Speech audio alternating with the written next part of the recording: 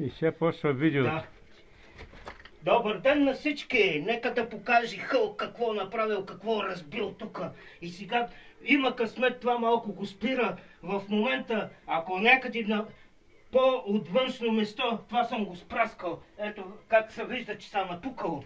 Не напразно съм казал, че трябва пръста да се изчисти, за да може бетона да е чист, като удреш вибрацията да бъде точна.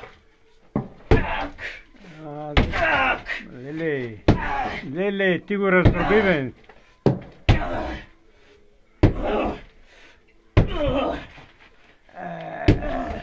Яка работа. Какво прави Хълк? Мале. Какво прави Хълк? Сега ще видите това парче. Само да го махнем това, да ни пречи.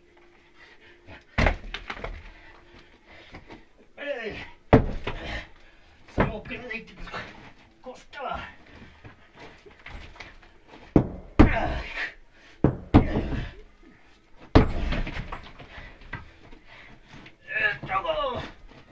Още го раздробявай. Много е тежко. Нека да е тежко.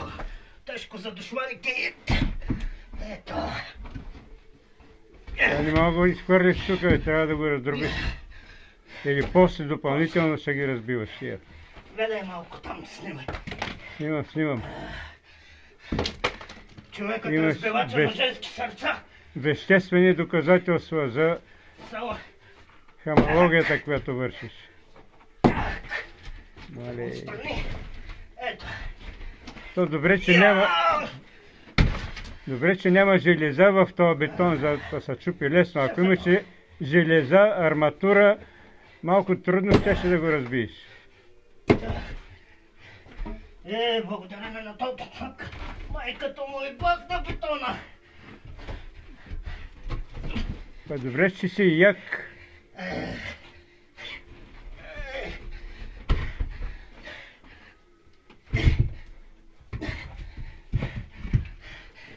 Дигни ма, гледай ма. Виждам. Всичко се документира. Сега.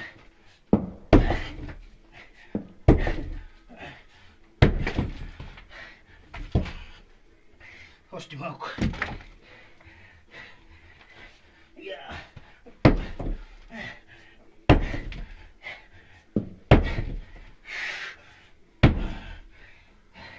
Добре си преценил с този голям токмак да разбиваш.